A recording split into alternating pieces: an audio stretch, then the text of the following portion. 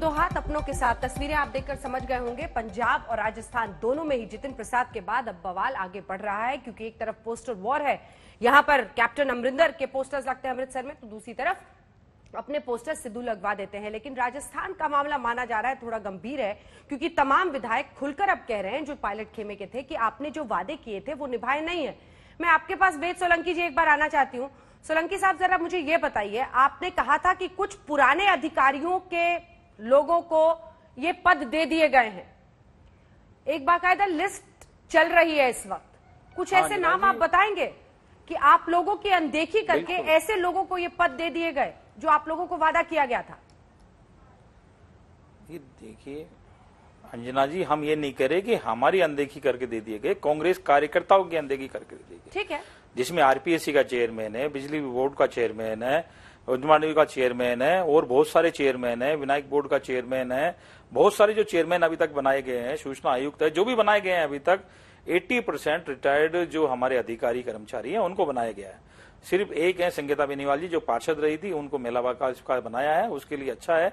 एक दो कोई कार्यकर्ता को नहीं, लेकिन ज्यादा जो संख्या है वो रिटायर्ड लोगों की है, जिन्होंने पहले अधिकारी रहते हुए भी जनता के साथ में काम किया और अब वो वापस सारे लोग आ गए। तो जो कांग्रेस का कार्यकर्ता था वो अपना आप को ठगा सा महसूस कर रहा है। बात ये है, बात हमारी उनकी नहीं है, बात है कांग्रेस कार्यकर्ताओं की है। और बात मैंने वही बात की जो आर्य प्रमोद जी ने कहा, एक ही बात कही है कि जब प्रदेश कांग्रेस कमेटी के अध्यक्ष सचिन पायलट जी उस समय जनता को वादा किया था, बेरोजगारों को वादा किया था, जो वादे उन्होंने किए थे वो निभाने का समय है। लोग आज उन्हीं को पूछते हैं कि क्या वह हमारा वादा, आपने कहा था कि हम सरकार में आएंगे तो हम ये करवा देंगे, तो उनको कौन कराएगा उनके कामों को? इसलिए सचिन पायलट जी बार बार कहते कि जो इश्यू उन्होंने उठाए थे उनका जल्दी से जल्दी समाधान होना चाहिए, वो समाधान नहीं हो रहे हैं। ठीक है, ये तो है ही है कि मंत्रिमंडल का विस्तार नहीं हो रहा, राजनीतिक नियुक्तियां नहीं हो रही है, इसके साथ साथ में वो इश्यू भी है। भाकर साहब, ये सब स्वीकार है आप लोगों को या आर्या पार की बात है इस बार? क्योंकि कल जो दौसा में जयंती होनी थी वो तो रद्द कर चुके हैं सचिन पायलट। अब क्या मतलब, आखिर क्यों पंजाब का मसला सुलझा लिया गया, आप लोगों की अनदेखी हो रही है? देखिए अंजना जी, जिस तरीके से मीडिया में और जगह जैसे माहौल बन रहा है कि कल दौसा का कुछ कार्यक्रम था और वो कैंसिल हो गया या कुछ शक्ति प्रदर्शन था, ऐसा कुछ नहीं है। पिछले 6-7 सालों से 10 सालों से जब से ये पुण्यतिथि का कार्यक्रम होता है हम लोग सब जाते हैं वहाँ। लेकिन जिस तरह से इस माहौल बनाया जा रहा है कि वहाँ शक्ति प्रदर्शन था या आर्या पार, बीजेपी बाहर बैठ गई खुश हो रही है मन में, तो फिर आपकी शिकायत का मतलब क्या है? आप और वेद सोलंकी, अगर मुकेश भाकर जी आज खुलकर सामने आए हैं, कह रहे हैं कि 10 दिन में आपने पंजाब का मसला सुलझा दिया, 10 महीने से हमारी नहीं सुन रहे, तो ये सामने बोलने क्यों आए? फिर हम सामने बोलने इसलिए आए हैं कि अगर सचिन पायलट जैसे जनाधार वाले व्यक्ति की कांग्रेस पार्टी में उनकी अनदेखी होगी, उनको नहीं सुना जाएगा, तो जो आम जनता है, आम वर्कर है, उनमें अच्छा मैसेज नहीं जा रहा। और हम पहले से कहते आए हैं कि कांग्रेस पार्टी जिसको हमारे पूर्वजों ने सींचा, जिस पार्टी में हमने संघर्ष करा, जिस पार्टी में हमने आज तक योगदान दिया, उस पार्टी में रहकर ही हम अपना संघर्ष करेंगे। कहीं भी हम भारतीय जनता पार्टी में नहीं जाएंगे, कहीं भी किसी भी तरीके की ज्वाइनिंग का हमारा कुछ नहीं है। हम लोग पार्टी में रहेंगे और संघर्ष करेंगे। 2.5 साल 5 साल पहले करा, फिर 10 साल करेंगे, 15 साल करेंगे, 20 साल करेंगे। राजनीति है, इसमें कोई मंजिल नहीं है, रास्ता है ये। हम लोग इस पर चल पड़े, इसमें संघर्ष आए, चाहे हमें कितनी भी परेशानियां झेलनी पड़े, हम लोग झेलेंगे। लेकिन पार्टी में किसी भी साइड पर हम लोग पार्टी छोड़कर भारतीय जनता पार्टी या कहीं दूसरी पार्टी में नहीं जा रहे। बीजेपी की तरफ तो जा नहीं रहे गौरव भाटिया जी, बार बार दोनों कह रहे हैं।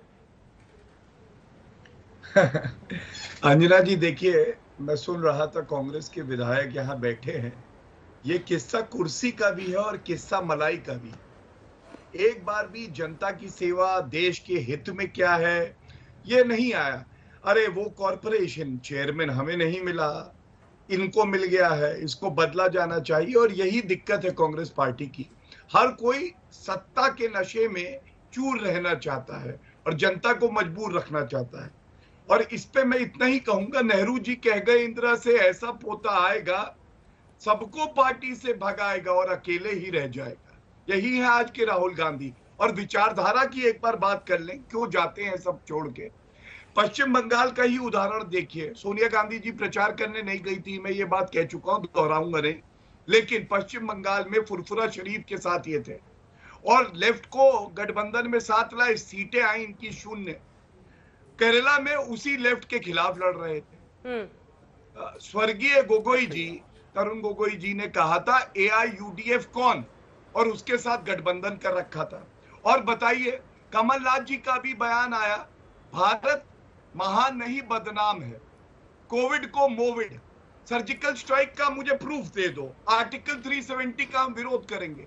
कौन व्यक्ति जो भारत से प्यार करता है वो इनके साथ रहना चाहेगा चापलूसी करने के लिए?